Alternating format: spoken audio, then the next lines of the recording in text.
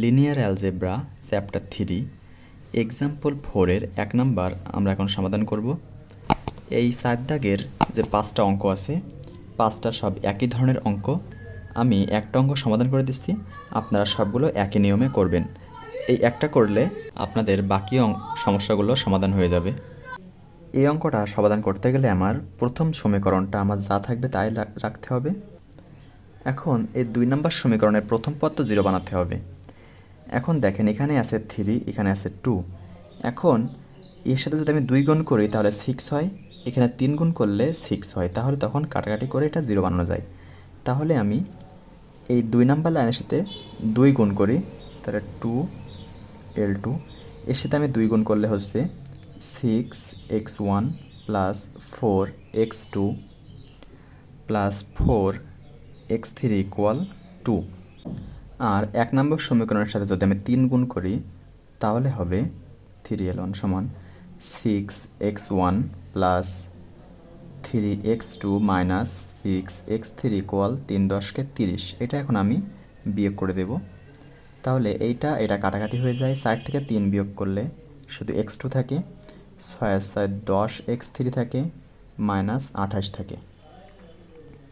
তাহলে প্রথম পদ 0 plus x2 plus 10x3 equal minus 28। এই পাইছি আমি 2 নাম্বার লাইন। এখন 3 নাম্বার লাইনে আমি কি করব দেখেন। 3 নাম্বার লাইনে আমার এখানে 5 আছে, এখানে 2 আছে। এখানে যে 2 গুণ করি তাহলে 10 হবে, এখানে যে 5 গুণ করি তাহলে 10 হবে, তারপরে আমার বিয়োগ করা যাবে। তাহলে এখানে আমি কি করছি, l2 ড্যাশ সমান 2l2 মাইনাস 3l1, এখানে আমি এইটা অ্যাপ্লাই করছি। তাহলে আমি এখন এই 3 নাম্বার লাইনের সাথে 2 গুণ করব, তাহলে 2l3 সমান 10x1 plus 8x2 plus 6x3 equal 8। আর 1 নাম্বার লাইনের সাথে 5 গুণ করব, 5l1 সমান 10x1 plus 5x2 minus 10x3 সমান 5 10 50। এখন আমি সবই মাইনাস করে দেব, তাহলে এর কাটাকাটি হয়ে যায়। এখানে থাকবে 3x2 প্লাস 16x3 ইকুয়াল 50 থেকে 8 বাদ গেলে হয় মাইনাস 42। তাহলে এখানে থাকতেছে 0 plus 3x2 plus 16x3 equal minus 42।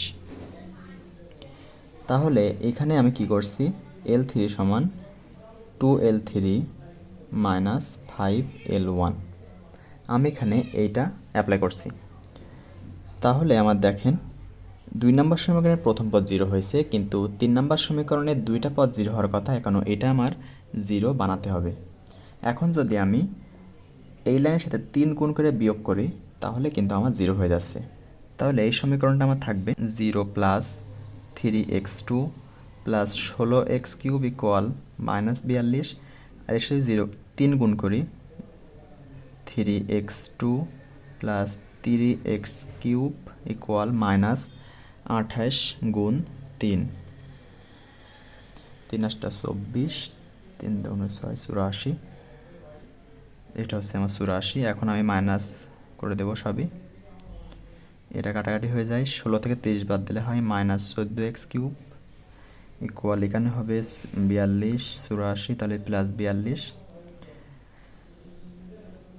তাহলে এখানে আমি পাবো দেখেন x3 সমান মাইনাস 3। এই দুইটা সমীকরণ আমি আগে লিখে নেব। এখানে 2x1 plus x2 minus 2x3 equal 10, 0 plus x2 plus 10x3 minus 28। যেহেতু প্রথম দুটা পদ এখানে আমি 0 পাইছি, 0 প্লাস x3 সমান মাইনাস 3। আর এখানে আমি কি করছি, l3 সমান l3 মাইনাস 3l2, এইটা আমি এখানে অ্যাপ্লাই করছি। এখন দেখেন এখানে আমার কোনো অসামঞ্জস্য আকার নেই। এখানে একটা পদ 0, এখানে দুইটা পদ 0 এবং x3 সমান মাইনাস 3। আমার অঙ্কের যেহেতু সমাধান করতে হবে, তাহলে এখন আমার দেখেন এখানে x3 সমান আমি -3 পাইছি এই সমীকরণ থেকে। এটা আমার 1 নম্বর সমীকরণ, এটা 2 নম্বর সমীকরণ, এটা 3 নম্বর সমীকরণ। তাহলে যেহেতু চলক আর সমীকরণ সমান, কারণ চলক দেখেন x1 x2 x3, এই সমীকরণ জোটগুলোর ভিতরে এই তিনটার বেশি কোনো চলক আমার নেই। তাহলে তিনটা চলক এবং তিনটা সমীকরণ এখানে আমার আছে। তাহলে আমরা জানি যদি চলক এবং সমীকরণ সংখ্যা সমান হয়ে যায় সেখানে একক সমাধান থাকবে। তার একক সমাধানের অর্থ হচ্ছে x1 এর মানও যে কোনো একটা হবে, x2 এর মানও একটি হবে, x3 এর মানও একটি হবে। একটি করে বেশি সমাধান আমরা পাবো না। এখানে আমরা x3 এর মান পাইছি -3। এই x3 এর মান আমি 2 নম্বর সমীকরণে বসিয়ে দেব। 2 নম্বর সমীকরণে যদি বসিয়ে দেই তাহলে পাবো x2 + 10 × -3 = -28। এখানে x2 -30 -28, x2 = 30 -28, তাহলে x2 সমান আমি পাচ্ছি 2।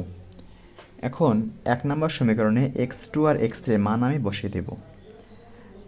2x1 + x2 এর মান আমি পাইছি 2 -2 × x3 এর মান পাইছি 3 = 10। এখানে হচ্ছে 2x1 = +2 -6 = 10। 2x1 = 10, 6 আর 2 8, এপাশে গেলে মাইনাস, x1 = 2/2 = 1। তাহলে আমি x1 এর মান পেলাম 1। এখানে তাহলে আমার তিনটা উত্তর x1 x2 x3 1 2 -3। এক্সাম্পল 4-এ আমার 1 নম্বরে এই উত্তরটা বের হয়েছে এবং এক্সাম্পল 4-এর প্রত্যেকটা অঙ্ক আপনার এই একইভাবে করতে হবে, এর বাইরের কোনো নিয়ম নেই। এইভাবে আপনারা এক্সাম্পল 4-এর অঙ্কগুলো সমাধান করে নেবেন।